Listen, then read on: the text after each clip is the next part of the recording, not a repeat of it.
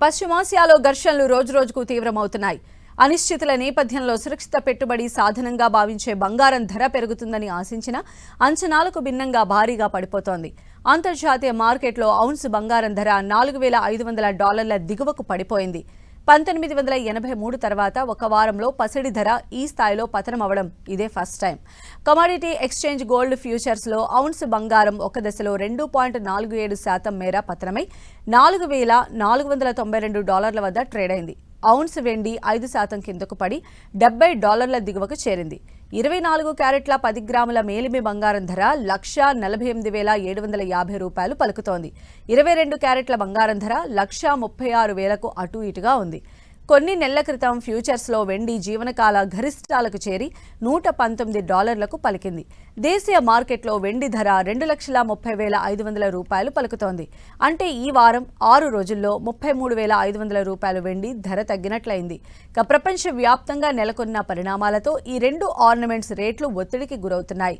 దాంతో రేట్లు పెరిగినా మదుపర్లు అందులో పెట్టుబడులు కొనసాగించలేక తమ వాటాలను ఉపసంహరించుకుంటున్నారు. 1979-1980 మధ్యలో బంగారం ధర భారీగా పెరిగింది. ఒక ఔన్స్ ధర $850 పైకి చేరింది. అప్పుడు కూడా ఇరాన్లో విప్లవం కారణంగా చమురు సరఫరాకు అంతరాయం ఏర్పడింది. మరోవైపు అది ప్రచ్ఛన్న యుద్ధ సమయం. అంటే అమెరికా, యుఎస్ఎస్ఆర్ వంటి రెండు శక్తివంతమైన దేశాల మధ్య తీవ్ర ఉద్రిక్తతలు కొనసాగాయి.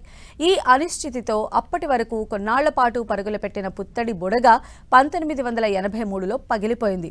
ద్రవ్యోల్బణాన్ని నియంత్రించే లక్ష్యంతో యుఎస్ ఫెడ్ వడ్డీ రేట్లను పెంచాలని నిర్ణయం తీసుకోవడం షాక్ ఇచ్చింది. అమెరికా డాలర్ను బలోపేతం చేసే చర్యగా దాన్ని భావించారు.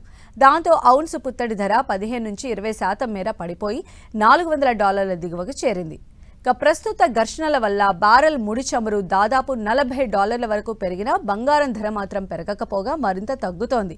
డాలర్కు గిరాకీ పెరగటం వల్ల పెట్టుబడులు అటు మళ్లడమే ఈ పరిస్థితికి కారణమని విశ్లేషకులు అంటున్నారు.